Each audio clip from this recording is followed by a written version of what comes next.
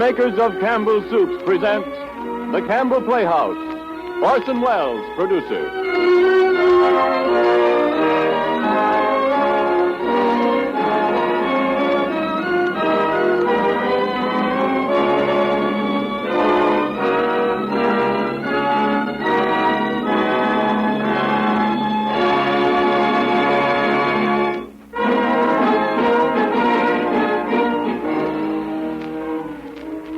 Good evening. This is Orson Welles.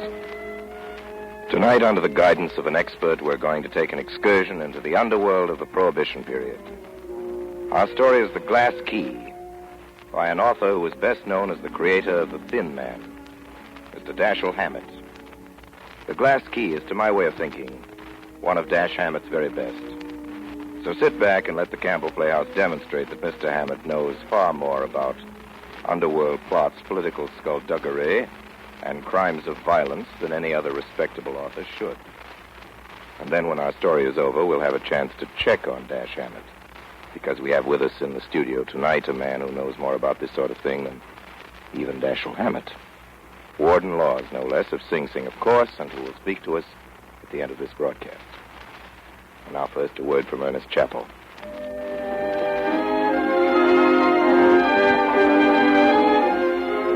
There are different dishes that are special favorites with different families. But there's one dish that makes a big hit with most everyone, and that is chicken. People, by and large, like chicken so much that it's become the customary main dish for nearly any special party meal. I believe this enthusiastic taste for chicken accounts for the widespread liking for Campbell's chicken soup. Because as sure as you like chicken, you'll like this soup. There's chicken in the savory aroma from your plate, and chicken in the tempting golden glisten of the slowly simmered broth. Chicken in the eating of this soup, too. Deep down, slow-simmered chicken flavor and tender pieces of chicken meat, along with a fluffy white rice. I want to make a bold statement, one you might have doubted 5 years ago and that perhaps some of you will doubt today. If you will eat a plate of Campbell's chicken soup tomorrow, I'm absolutely sure you'll say it's as fine as the finest chicken soup you ever tasted anywhere. Do you doubt that statement? Well, if you do, I'm sure it's because you haven't tasted Campbell's chicken soup recently. And in that case, I ask you to try it, because I'm sure one taste will convince you, and that you'll want to have Campbell's chicken soup often. And now, The Glass Key, starring Orson Welles as Paul Madvig.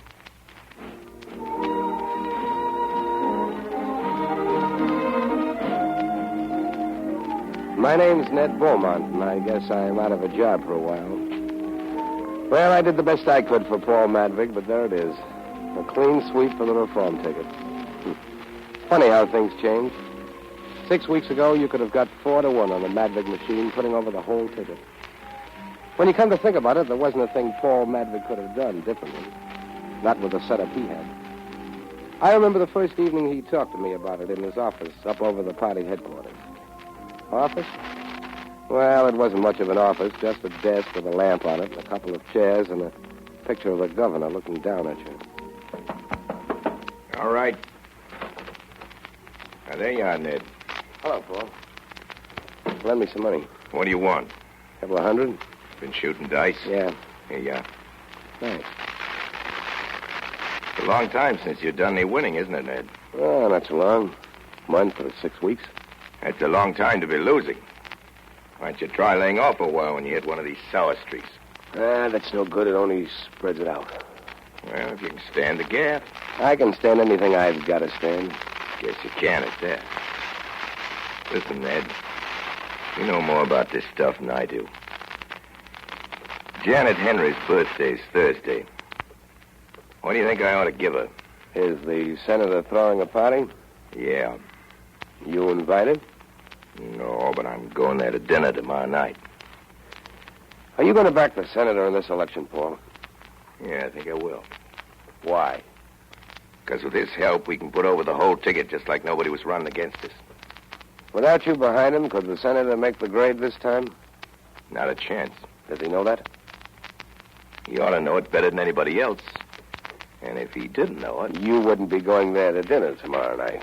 Have you promised him anything yet? Yeah, it's pretty well settled. Listen to me, Paul. Throw the senator down. Sink him. Well, Forget he's never been licked at anything in his life. Sure, and that's one of the best reasons I know for throwing in with him. No, it isn't, Paul. It's the very worst. Think that over, even if it hurts your head. How far has this dizzy blonde daughter of his got her hooks into you? I'm going to marry Miss Henry. Is that part of the bargain? Nobody knows it yet, except you and me. That's what you want. Make them put it in writing. Better still insist on the wedding before Election Day. Then you'll at least be sure of your pound of flesh, Paul, or she'll weigh around 110, won't she? I don't know why you keep talking about the senator like he was a yake. He's a gentleman. Absolutely, and his daughter's an aristocrat. Rules apply. Ah, Ned, don't be... And we oughtn't to forget that her brother, Taylor Henry's an aristocrat, too, which is probably why you made your daughter stop playing around with him. Ah, no, Ned, that's different. And when you're married to Janet Henry, will that entitle her brother to begin playing around with Opal again? Over my dead body it will. I didn't ask for all this. I just asked you what kind of present I ought to give Miss Henry. How far have you got with her? Nowhere. I've been over there half dozen times to talk to Senate. Sometimes I see her and sometimes I don't. But you didn't get a bid to the birthday party? No, not yet. Then the answer's one you won't like. Such as? Don't give her anything. Oh, Well, do whatever you like. You asked me. but why? You're not supposed to give people things unless you're sure they'd like to get them from you. I got you. Guess you're right. I'll be hanged if I'll pass up the chance to give her a present. Well, flowers, then, or something like that might be all right. Flowers? Yeah, Ned, but I want to... Sure, you wanted to give her a roaster or a couple of yards of pearls. You'll get your chance at that later. Start little and grow.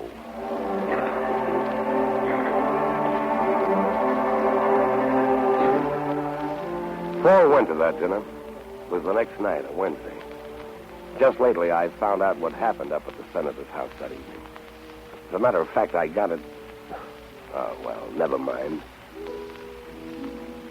Don't give it a thought, Senator. Me behind you, the election's as good as in the bag. I've been through a few more elections than you, Madvig. They're never in the bag until the votes are counted. Boys will figure to pile up a 30,000 majority in the 8th Ward alone. What will you two talk about when the election's over? How to win the next one, Miss Henry. I'm afraid that's true. Oh, if you'll excuse me, Madvig, I'll leave you alone with Janet for a moment. Sure, Senator. I want to have a talk with my son before he goes out. I'll be right back. You'll have to excuse my brother for not coming down to dinner. That's all right. Taylor and I had a little misunderstanding some weeks back about my daughter. You're not interested in music, are you, Mr. Madvig? I'm interested in anything you do, Miss Henry. I didn't ask that. Music? Oh, yes, I like music. You play it? I can see you're a difficult man to amuse, Mr. Madvig. The conversation must be about politics or about me. Is that it? Well, those are the two things I'm interested in. You think they go together very well? Yes, when one's a means to the other. Mr. Madvig. My friends call me Paul. Very well. Paul, then. Listen, Miss Henry, I know this is a little out of my line. I know I'm a politician from the wrong side of town, and you're Senator Henry's daughter. About all I've ever learned that you don't get up to the 6th grade is how to run things, how to get other people to run things for you. Not quite all. I can learn music and the rest of the things on your side of the town. That's what I'm setting out to do. Janet, you're the end of my road. Everything I want. Everything I want to be. Mr. Madvig. Sorry. Thought you wanted me to kiss you. I think you'd better go now. I'll explain to Father. Sorry. Let's not talk about it. Your place in the hall. All right. Good night, Miss Henry. Good night, Mr. Madvig.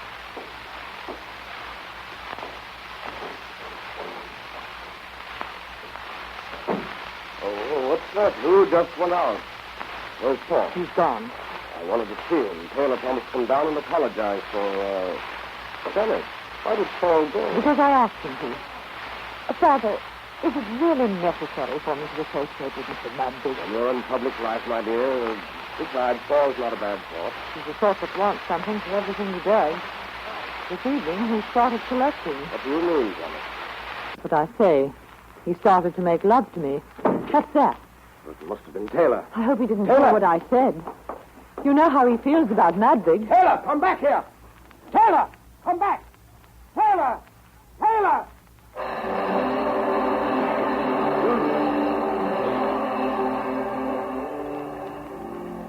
I had an idea Paul would stop by party headquarters that night after the dinner, and I went up to his office and sat at his desk waiting for him. It was after 10 when he came in. Hello, Ned. What are you doing at my desk? Reading the paper? Thought you was downstairs playing dice. I was. How'd the Henry dinner go? I've been to worse. Was Taylor there? Not at dinner. Why? Because he's dead. In the gut up in China Street.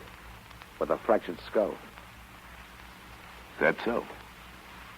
You understand what I said? Yes. Well? Well, what? He was killed. All right. Do you want me to get hysterical about it? Oh, I thought you might want to look into it since it's Senator Henry's son. It's up to the cops, isn't it? I was there with him before they moved the body. Did you notice anything? Yeah. What? His hat wasn't there. You won't need it now. Well, I'll be going along. So long, Paul. You're a fool, Ned. Yeah. One of us is.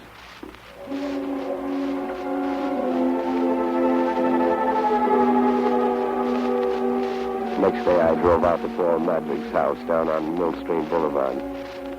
I figured Paul wouldn't be in.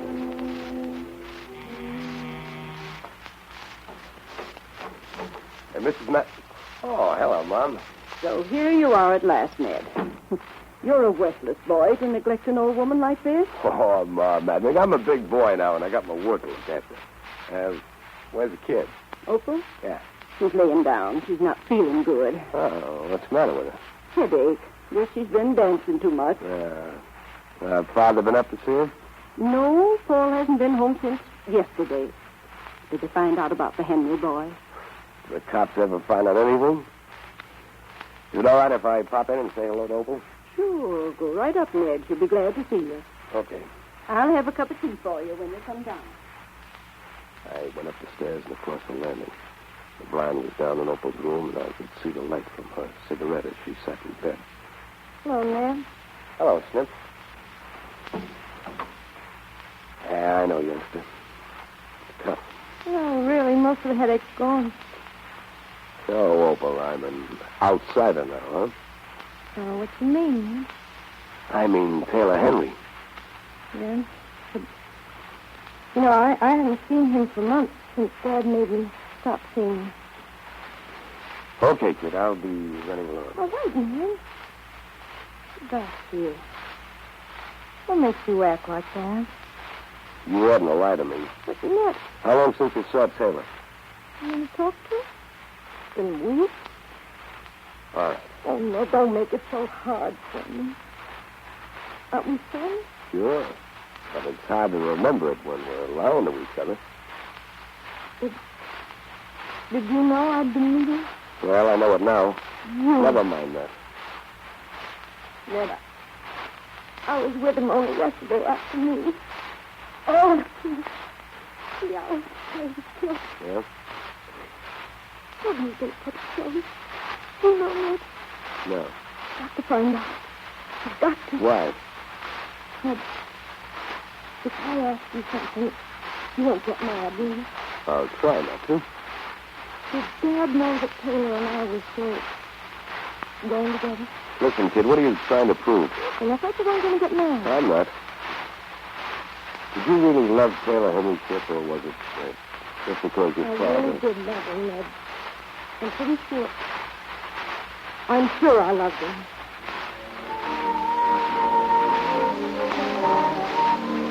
I drove back to town and stopped at the post station and called up Paul Madvig at party headquarters. He wasn't there. Back to town and stopped at the pay station and called up Paul Madvig at party headquarters. He wasn't there. Around 3, I went over to the district attorney's office. District Attorney's office. Mr. Farr's busy. Will you leave your number? Thank you. Hello, District Attorney's office. Hello, sister. Hello, Mr. Beaumont. Tell Mr. Farr I want to see him. Sure. Hello, Mr. Farr. Mr. Beaumont's here. Yes, Mr. Farr. You can go right in, Mr. Beaumont. Right. You know the way. I ought to. District Attorney's office. Sorry, Mr. Farr's busy. Would you leave your name? Oh, hello, Ned. Come right in. Hello, Farr. Sit down. What can I do for you? Farr, I want you to fix me up with some sort of paper, special prosecutor or something. Oh, sure, I guess I can fix it up, but what crime are you particularly interested in solving? A murder. The murder of Taylor Henry, remember? Oh, yes, but I thought, well... That Paul Madvig and I might be interested in not solving the case, is that it? Oh, now, Ned, I didn't say that, but... Here, I want to read you this note. I get one of them every day. Oh, writing notes, are they? Let's see. Typewritten on plain white paper. What does it say? Well, it doesn't say anything. It just asks a question. Is Paul Madvig the reason you're doing nothing to solve the Henry murder? Well? Well, now, Ned, don't think I'm taking that seriously. But you know, we get bails of that kind of stuff every time anything happens. I just wanted to show it to you. Oh, that's all right, as long as you keep on feeling that way about it. I don't think I'd say anything to Paul about the notes if I were you. He's got enough on his mind. Well, sure, whatever you say, Ned. Listen, Farr, Paul hasn't anything to hide in the Henry murder, and I wouldn't like to think you were going around thinking he had. Oh, now, for heaven's sake, Ned, get me right. You know darn well there's nobody in the city any stronger for Paul and you than me. You know you can always count on me. Well, that's fine. Well, I've got to run along. So long, Farr.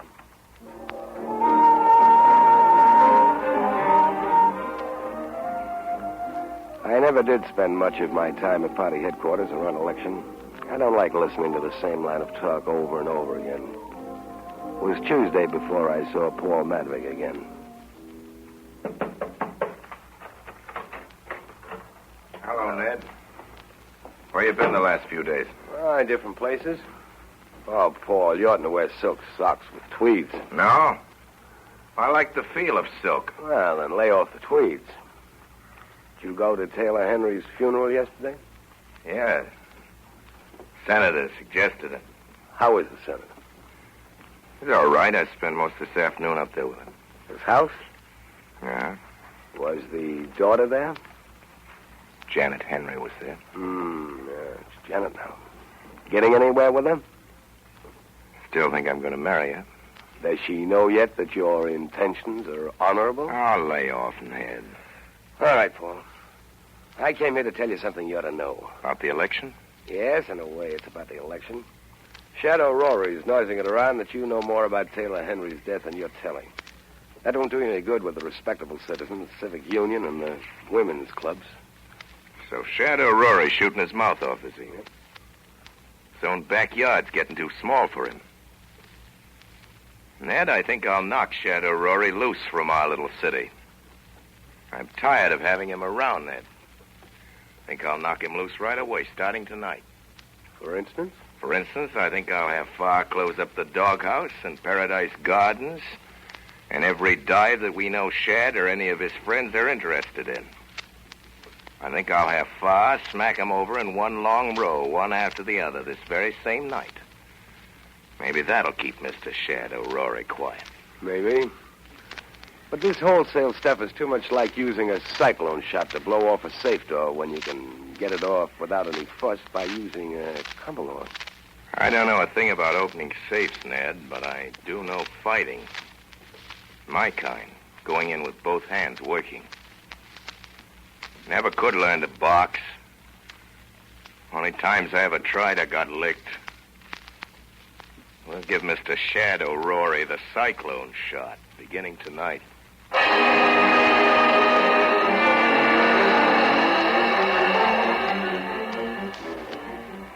All right, men, break down the door.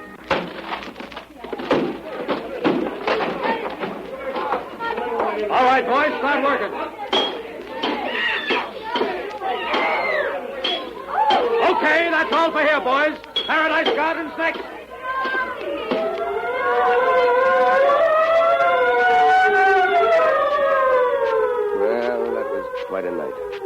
From midnight to dawn, they raided Shadow Rory's places. The doghouse, Paradise Garden, the carousel, one after another. The next evening, Paul Madvig and I were sitting in a private room at Pip Carson's. The man opened the door and came in without knocking. A man of medium height with smooth white hair. He wore a dark blue overcoat over a dark blue suit and carried a black derby hat in a black gloved hand. How are you, Shad? I'm fine, Paul. How's yourself? You know Beaumont? Mr. Shadow Rory. Yep. Yeah.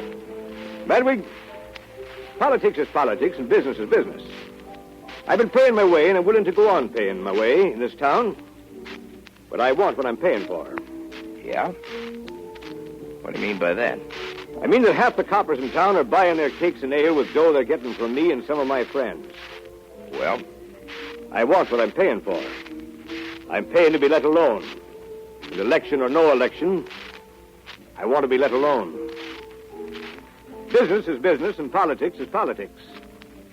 Let's keep them apart. No. It's going to mean killing. If you make it mean killing. It'll have to mean killing. I'm too big to take the boot from you, Madvig. Maybe you're too big to take it laying down, but you'll take it. You are taking it. I'm opening the Paradise Garden again tonight. I don't want to be bothered. Bother me and I'll bother you. Ned, get me headquarters on that phone, will you? Sure. Operator, police headquarters.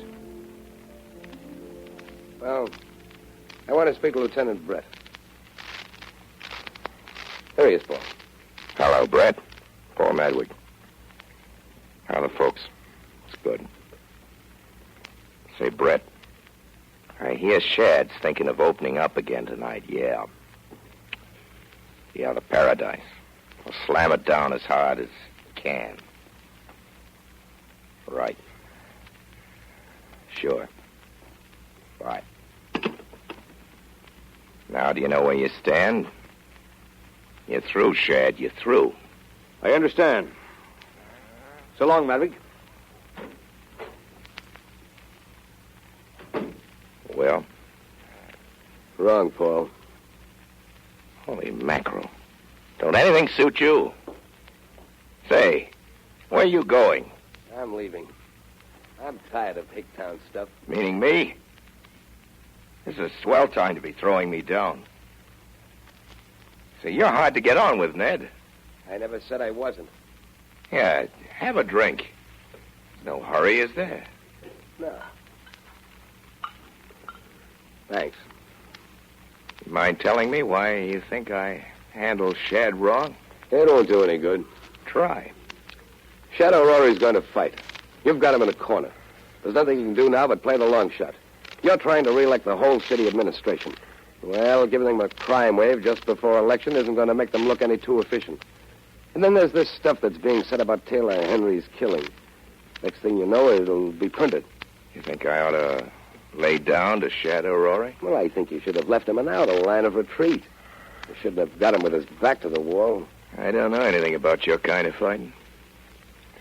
He started it. All I know is when you got somebody cornered, you go in and finish him. That system's worked all right for me so far. Well, Paul, this is one time I think you've let yourself be outsmarted. First, you let the Henrys wheedle you into backing the senator. There was your chance to go in and finish an enemy who was cornered.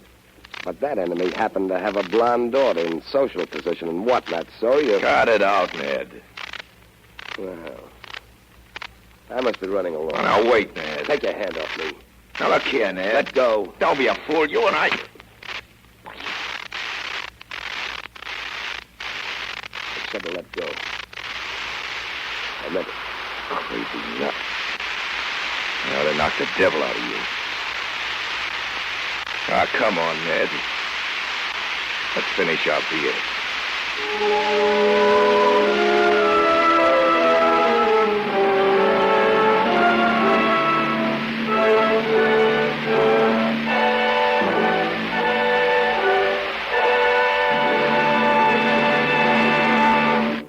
You are listening to the Campbell Playhouse presentation of The Glass, starring Orson Welles. This is the Columbia Broadcasting System.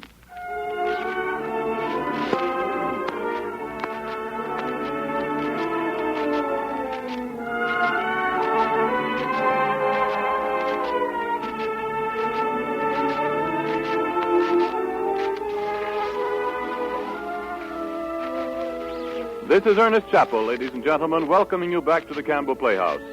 In just a moment, we will resume our presentation of Dashiell Hammett's The Glass Key, starring Orson Welles. Who killed Cock Robin? Who killed Taylor Henry? I think there's nothing quite like a good murder mystery, and Dashiell Hammett is my idea of a perfect companion, whether it's for a Friday evening by the radio or for good reading anytime. But there's a time and place for mystery like anything else. And one place you won't find any mystery is in the kitchens where Campbell soups are made. I visited those kitchens as recently as last week, and I know whereof I speak. There are no secrets there. You can watch for yourself each step in the making of fine soup. Among other things, I watched them make Campbell's chicken soup. And I know why it is that people who have never thought a canned chicken soup could be as good as homemade change their minds completely when they first taste Campbell's. Because Campbell's make chicken soup the way a good cook does at home. Indeed, it seems to me that Campbell's way is in some respects even better. For example, where chicken soup at home is often made from leftovers, Campbell's use all the good meat of the fine selected chickens. And what plump, splendid chickens they are, too.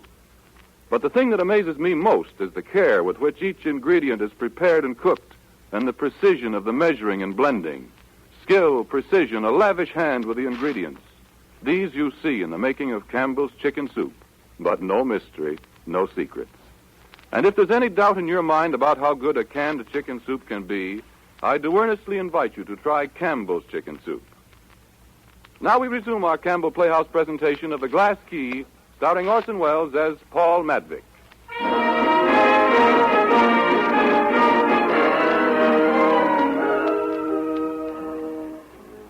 Well, you can't keep a thing like that quiet. By next morning, word had filtered through the grapevine that Paul Madvig and I had quarreled in the back room at Pip Cotton's. At noon, one of Shadow Rory's boys by the name of Whiskey Saunders came to my apartment. He didn't stay very long. Around 3, I wandered over to the Paradise Gardens, and in the private room of the joint they'd smashed up 2 nights before, Shadow Rory was waiting for me. Oh, I'm glad to see you, Beaumont. Drop your hat and coat anywhere. What'd you want to see me about, Shad? I heard what happened after I left last night. I owe you something for trying to stop Paul from closing up my joints. You don't? I don't? No. I was with him then. What I told him was for his own good. I thought he was making a bad play. He'll know it before he's through. Is it so that you and Paul have broken for good and all? I thought you knew it. I thought that's why you sent for me. I heard it, but that's not always the same thing. What were you thinking you might do now? There's a one-way ticket for New York in my pocket, and my clothes are packed. How long you been here? 15 months. You and Paul have been close as a couple of fingers. How long? Yep. You ought to know a lot of things about him. I do. Why did Paul Madvig bump off young Henry? Make your proposition. How does it hit you?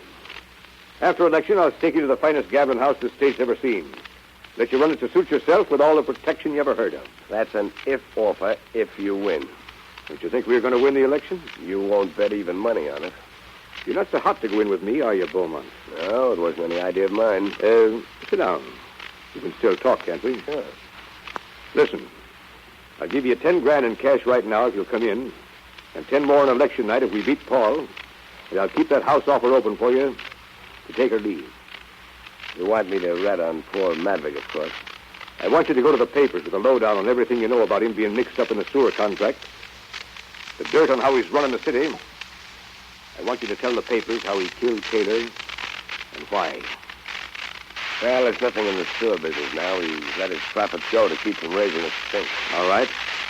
But there is something in the Taylor-Henry business. Yeah, we might have him there. It'll be worth it for both of us. I'll have a reporter put the stuff in shape. You just give him the dope and let him write it. You can start off with the Taylor-Henry thing. Maybe. You mean we ought to start off first with the $10,000? Well, there's something in that. Here. 10 grand. Count 'em up. Thanks. The thanks go both ways. The reporter's out there now. Shall I call him? I ought to have a little time to straighten it out in my mind. I'll give it to him any way it comes to you. He'll put it in shape. Fine. We'll go over to my place now and get to work on it. It'll be better here. Well, if it's the money you're worried about, you can hang on until I've turned in the stuff. I'm not worried about anything. But you're in a tough spot, and if Paul gets the news, you'll come over to me, and I don't want to take any chances on having you knocked off. You'll have to take them. I'm going. No. Jeff, whiskey? Yeah, boss. Come on in here, you two. Okay. I am afraid we'll have to persuade Beaumont to stay with us. Sure. Want us to get to work? Well, how about it, Beaumont? You coming across on Madvig? No. Too bad. Well, boys, get going. Come on, Whiskey. Yeah.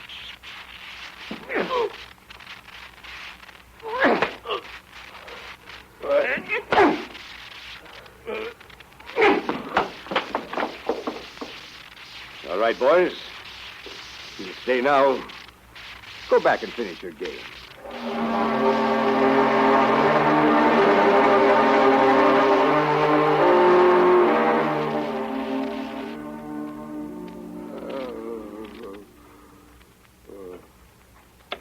Raise your 2 bits, Whiskey. I'm staying in. How many cards, Jeff? 3. 2 for me. 4 bits. I'll fade. Just a second, gents. Now, Beaumont, I told you to stay away from that door, didn't I? Hey, careful, Jeff. You'll croak him. You can't croak Beaumont. He's a tough baby.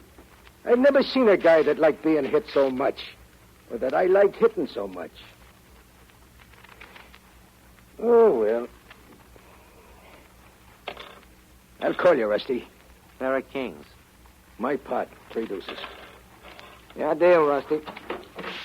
Oh, hi, Shad. How's Beaumont? Jeff's been slapping him down for the fun of it. I don't want him killed, Jeff. Not yet. Beaumont. Yeah? He's pretty far gone, boss. This is Shadow Rory, Beaumont. Can you hear what I say? Yeah. Good. Now listen what I tell you, Beaumont. You're going to give me the dope on Paul Madvig. No. Maybe you think you won't tell Beaumont, but you will. I'll have you worked on till you do. You understand me? I won't. I won't. Okay, Jeff. Get to work on him some more. I'll try the same thing again. Here, you.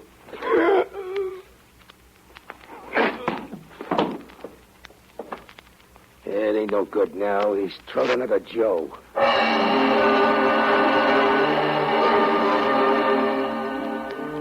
I don't remember much what happened after that. It was getting dark, and I found I was alone in the room. And I remember something about tearing a mattress apart with my nails and teeth and setting fire to it with my cigar lighter. The next thing I knew, I was at the emergency hospital. Paul was standing at the foot of my bed. Gosh. Glad to see you alive, Ned. Oh, Paul. How'd I get here? A copper found you crawling on all fours in the lawn of the Paradise Garden, leaving a trail of blood behind you. I think of funny things to do. Yeah. Did your nails shed? No use, Ned. Now lay it on Jeff and let him take the rap for assault. What good does that do us? Is Shad still squawking about the Taylor Henry murder? Chronicle's full of it. Other papers are taking it up. We're going to stop that. You're going to stay in bed and get well. That's what you're going to do. Look, Ned, I've got a visitor with me. She'd like to see you. She's waiting in the hall. It's kind of important to me. Mind if she comes in? Well, I guess not. Who is it? Janet Henry. Well, the senator's dead, huh? Well, send her in. She said she wants to see you alone. That all right? Sure. Take it easy, kid. Looks like I'll have to. So long, Paul. All right, Janet. That's feeling better. Come in. Have a nice visit, you two. Thanks, Paul. I wanted to come. You don't mind, do you? I'm flattered. Sit down. No, you're not. You don't like me. Why? I think maybe I do. You don't. I know it. Well, you can't go by my manners. They're always pretty bad. You don't like me, and I want you to. Why? Because you're Paul's best friend. Paul has lots of friends. He's a politician. You're his best friend. He thinks so. What do you think? I think you are, or you wouldn't be here now. You wouldn't have gone through that for him. I wish you'd like me if you can. Miss Henry, I'm kind of awkward when I'm around people like you who belong to another world altogether, society and Rhodos sections and all, and you mistake that for enmity, which it isn't at all. You're making fun of me. But I don't even mind that if you'll let me be your friend. Well, I might. Might be something new. I never had a senator's daughter for a friend.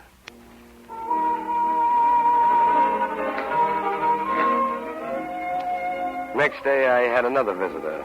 About 2 in the afternoon, the nurse came in to see if I was sleeping. I wasn't.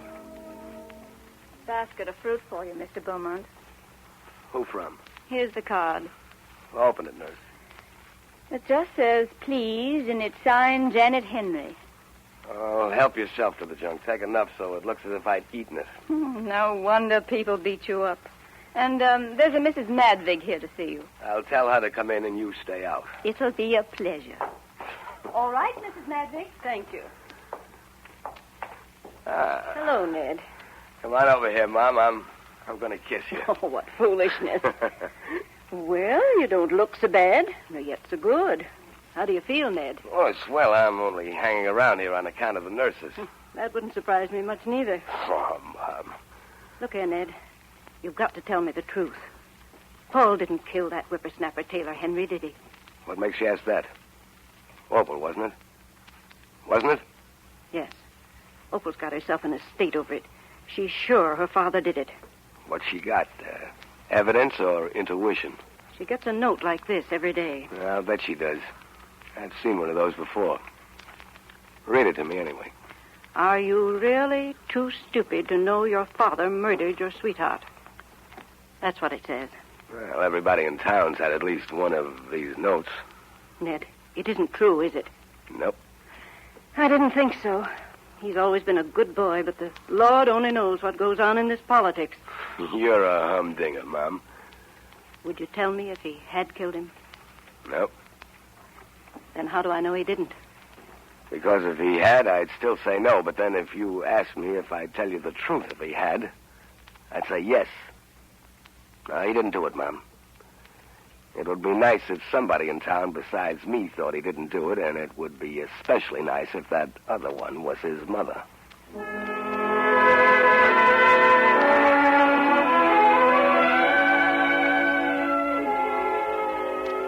While I was on my back in that hospital, I did some thinking. I didn't like the way things were going for Paul. Decided I'd better get out and do some looking around. The doctor said no. I said yes. District Attorney's office. Yes, I'll connect you. Hello, sister. Hello, Mr. Beaumont. How are you feeling? Fine. Tell Farr I'm here. Mr. Beaumont to see you, Mr. Farr. All right. I'm sorry, Mr. Beaumont. Mr. Farr has an important conference. If you don't mind, I'll see for myself. Mr. Beaumont, please. You're not supposed to go. How are you, Farr? Do I have to smash my way in to see you these days? Oh, Ned, was it you? I thought the girl said Mr. Barman. Come right in. Oh, no harm done. I got in.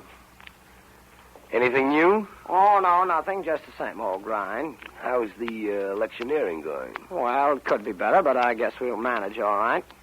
What's the matter? Oh, this and that. Things always come up. Well, that's politics, I guess. Yeah. Anything I can do, or Paul, to help? No, I think not. This Henry killing the worst thing you're up against? Well, there's a lot of feeling that we ought to have cleared up the murder before this, and that Paul ought to have helped. That's one of the things, and maybe one of the biggest that'll count against us at election. Made any progress since I saw you last? No, not much. Listen, Farr. Paul's always glad to help the boys out of holes. Do you think it would help if he'd let himself be arrested and tried for the Henry murder? Well, it's not for me to tell Paul what to do. Yeah, there's a thought. And here's another one that goes with it. It's not for you to do much Paul wouldn't tell you to do, Mr. District Attorney.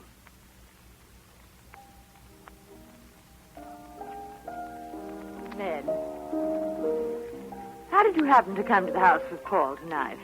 You didn't come to see me. Well, I came because Paul asked me to. I don't go to senators' houses usually. What's that you're playing, Miss Henry? Like it? Yeah. I want to talk to you, Ned, before Father and Paul get through with their business. Go ahead, talk, but don't stop playing. How's Opal? I haven't seen her since last week. Why? Isn't she in bed with a nervous breakdown? Oh, that. Didn't Paul tell you? Yes, he told me his daughter was in bed with a nervous breakdown. He told me that.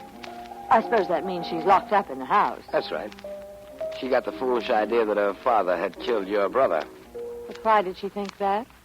Who doesn't? That's what I wanted to ask you, Mr. Beaumont. Do people think that? Didn't you get any of the anonymous letters that have been going around? Yes, today.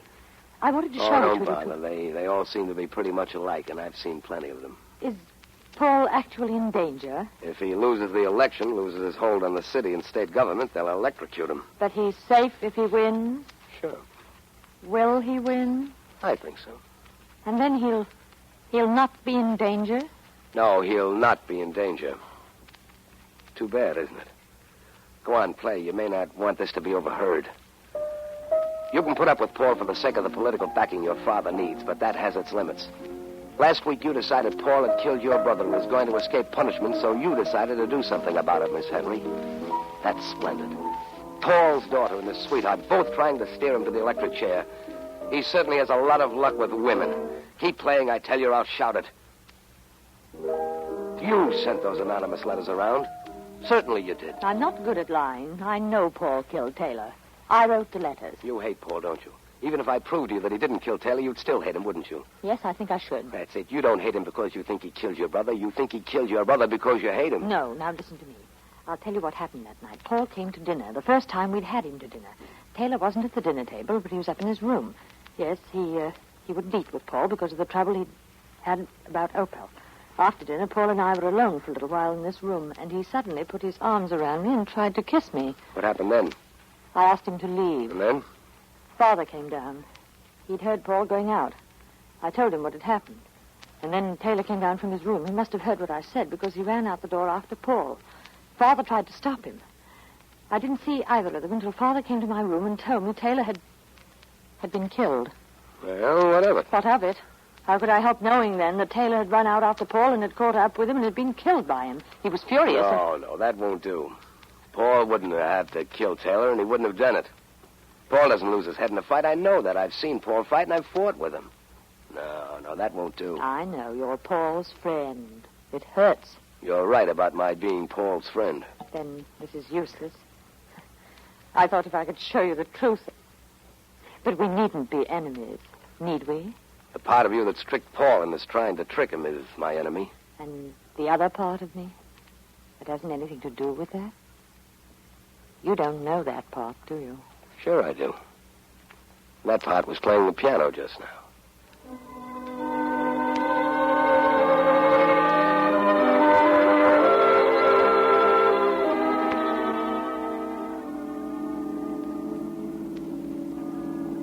Drop you off the club, Ned? No, thanks, Paul. I think I'll go home. You don't know how good I feel that you and Janet hit it off this evening. I can get along with anybody if I have to.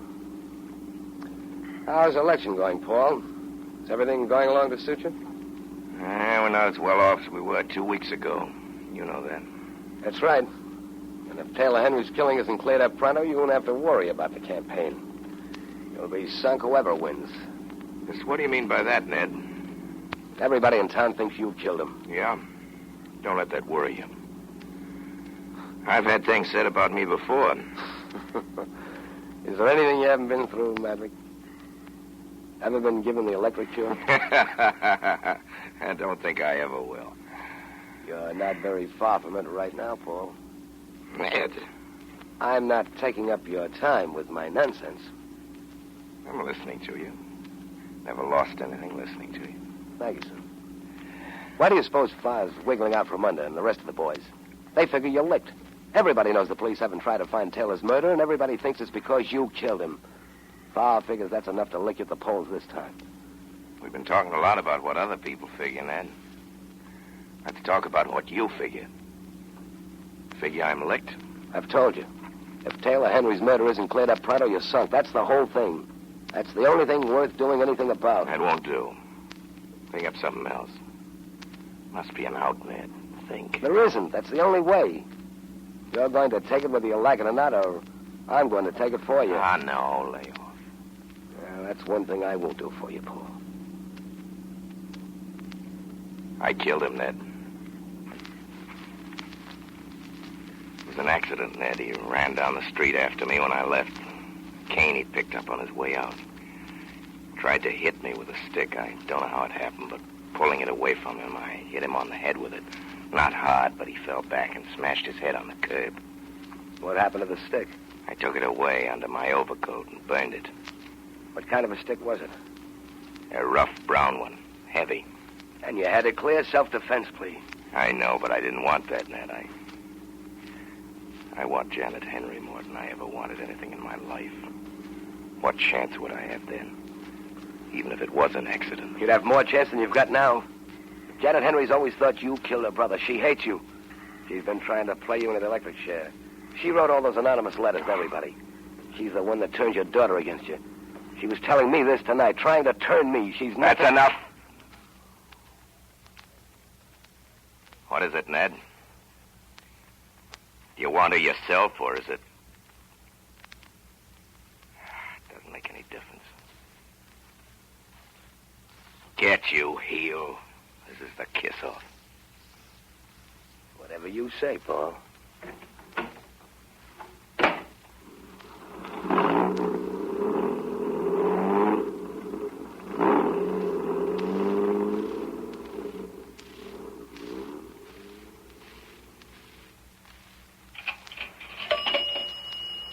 Norman, 5823.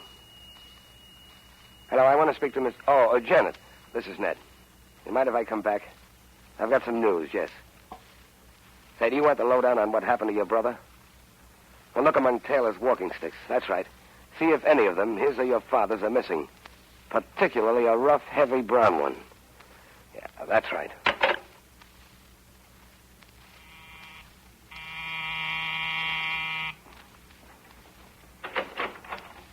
Come in, Mr. Beaumont. What's happened? Tell me.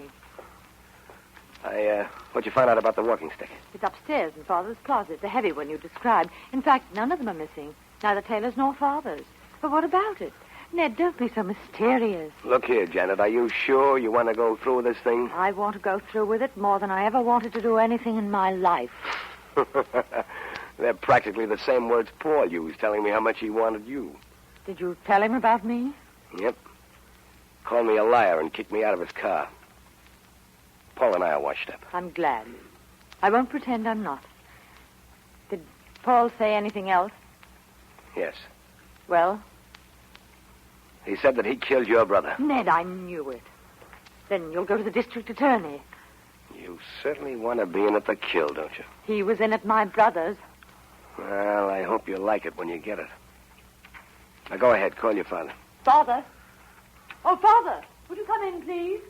Right away. Janet, just one more thing. You're sure about that cane? Of course I'm sure. I saw it just 10 minutes ago. Good. That's all I need to know. Well, Janet, what is it? Oh, hello, Mr. Beaumont. Hello, Back again? Father, I'm afraid we have some unpleasant news for you. Mr. Beaumont has just told me who killed Taylor. It was Paul Madvig. Madvig? Mr. Beaumont, what have you got to support that statement? What evidence? For one thing, his own confession. Madvig admitted that he killed my son? Yes. This is incredible. An associate of mine killed my son? I can't believe it. Father, what are you going to do? Well, there's only one thing we can do. Tell Farr to arrest Paul Madvig. Operator, get the district attorney's office. Senator, I wouldn't do that if I were you. What do you mean, Beaumont? I'd hang up that receiver. I wouldn't talk to Farr yet. You're not quite ready. You think that you can tell me what you did and expect me to do nothing on my son? Hang up that receiver, Senator. Senator, I have a special authority from the district attorney. I've got it here in this pocket. If there's any arrest in this case, I'd like to do it myself. Then why didn't you arrest Madvig on the spot? Because he didn't kill your son. Ned. Well, you just said that Paul confessed, yes, but I didn't say I believed him. His story didn't hold together. Sit down, Senator, and you, Janet. I've got plenty to say to both of you. You Better be quick about it, Beaumont, before I pick up the phone. It won't work, Senator, because Paul's going to stop covering you up the minute he gets arrested. Now, what happened, Miss Henry, is something like this. When your brother heard about Paul that night, he ran after him, taking the stick with him and wearing a hat. Though that's not important. You wanted to be reelected, Senator. You couldn't let your son get in a fight with a man you were counting on to put you over. So you had to stop your son at all costs, didn't you? This is nonsense. I will not have my... Sure, it's nonsense, and you're bringing the stick that killed him back home is nonsense, and wearing his hat because you'd run out bareheaded after him is nonsense, too. But it's nonsense that'll nail you to the cross, Senator Henry. Let's have it quickly, Beaumont. What is it you're trying to say? I can say it in 4 words, Senator. You killed your son.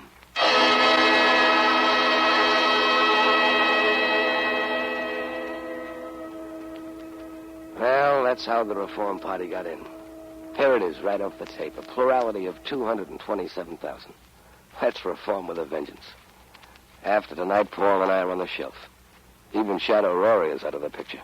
2 days ago, he was killed by one of his own henchmen at Paradise Gardens. Senator Henry's through with politics, too. He's indicted for manslaughter by his own confession, and he's waiting trial. Paul Madvig's lying low for a while. Never gives up, that man. I said goodbye to him yesterday. We shook hands. There wasn't much we could say. Well, I still got my one-way ticket to New York, and tomorrow I'm going to use it. I'm the sort that likes to travel alone, but, well, I guess the reform wave's got me, too. There's another ticket in my pocket. I bought it last night. This one's for Janet Henry.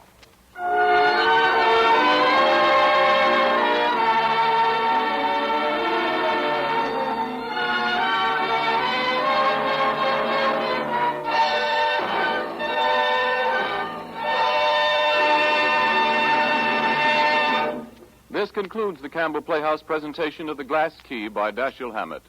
In just a moment, Orson Welles will return to the microphone. But first, a word from the makers of Campbell Soups.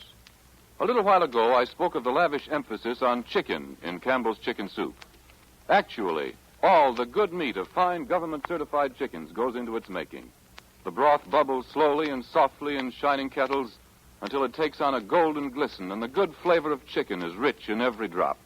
Pieces of chicken meat, cooked deliciously tender, go into the soup, too, along with snowy rice.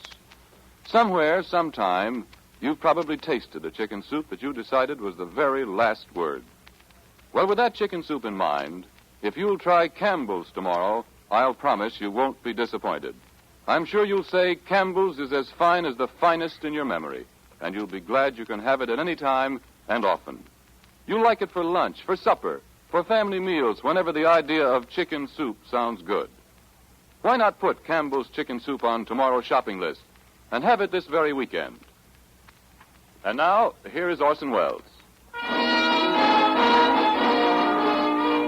In a certain sense, The Glass Key is something more than a detective story. Someday, perhaps, historians will consult it as a social document, as an accurate, if depressing picture of almost any American city of the not-so-distant past. Dash Hammett, one of the period's greatest chroniclers, comes honestly by his knowledge of the dark ways of the underworld.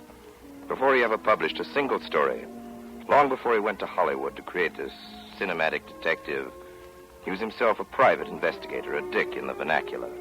I'm sure he wouldn't object to my telling you the story of his biggest case. The biggest case in the sense that he was hired to look for one of the biggest things you could imagine. It was a Ferris wheel. As a friend of Mr. Hammett, I should like to be able to report that he laid hands on the Ferris wheel and returned it to the owner, but he didn't. Nobody to this day knows what happened to the Ferris wheel. Perhaps it escaped to South America disguised as a roller coaster, a merry-go-round. However, Hammett, thwarted in his career of detection, turned eventually to literature, and I, for one, am heartily thankful. There are lots of detectives, but there's only one Dashiell Hammett. And now, I have the great pleasure in introducing to you our distinguished guest of the evening, Warden Laws of Sing Sing. Mr. Wells, I want to thank you for inviting me to one of the most realistic crime dramas I've witnessed. Shall I say in an unofficial capacity? Warden Laws, would you say that Mr. Hammett's story reflects the underworld of the Prohibition era only, or one that still persists today? Well, booze is gone, Mr. Wells, but crime persists. However, I believe the intimate tie-up of crime with politics is decidedly on the wane. Does that mean that we're catching up with the crime problem? We've been catching up with crime for over 4,000 years. Tablets dug up in the Near East of the trial and execution of a couple of protection racketeers who had been terrorizing the local merchants. The record shows that these gangsters had actually been paying off the mayor. This particular racket was busted in the year 2000 B.C. Well, that's not exactly tossing orchids to the crime crusaders the past 4,000 years. Don't misunderstand me, Mr. Wells. Police action against matured crime is necessary, but there is another front on which the fight must go on. We may fill our prisons to capacity and work the electric chair overtime, but crime will continue until we correct the conditions which produce it. That's the challenge you made in your recent book, Invisible Stripes. Supposing we accept your challenge, Warden Laws. What can the average citizen do about it? The average citizen is the only one who can do anything about it, because crime is essentially a problem of youth, and the average citizen is directly responsible for the training of youth. And there are at least 3 million children throughout the country desperately in need of supervised leisure activities. Well, that brings the fight right into our own homes, doesn't it? And those the basic factors involved in society's effort to eliminate crime. No, there is one thing more.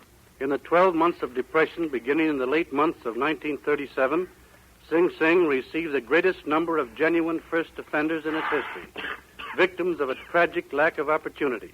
We must find places in our social and economic fabric for every young man and young woman. That, Mr. Wells, is the answer to the crime problem. Let's hope that it can be accomplished. It must be accomplished, Mr. Wells, if democracy is to reach its true fulfillment. Thank you, Warden Laws.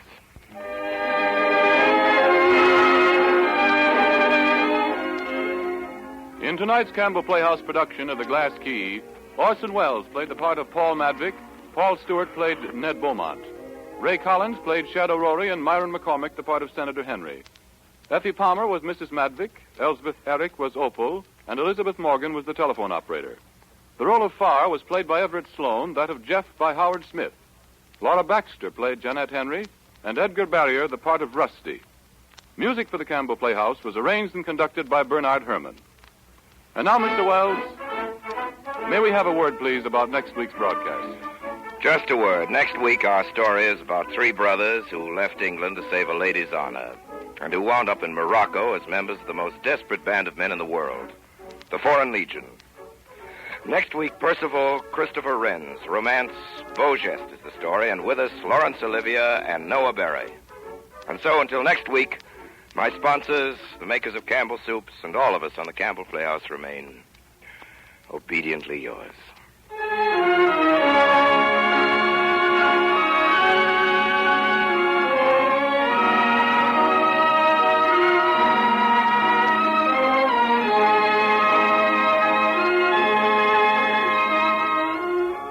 The makers of Campbell Soups join Orson Welles in inviting you to be with us at the Campbell Playhouse again next Friday evening, when Laurence Olivier and Noah Beery will appear with him in Beau Geste. Meanwhile, if you have enjoyed tonight's Campbell Playhouse presentation, won't you tell your grocer so tomorrow when you order Campbell's Chicken Soup? This is Ernest Chappell saying thank you and good night.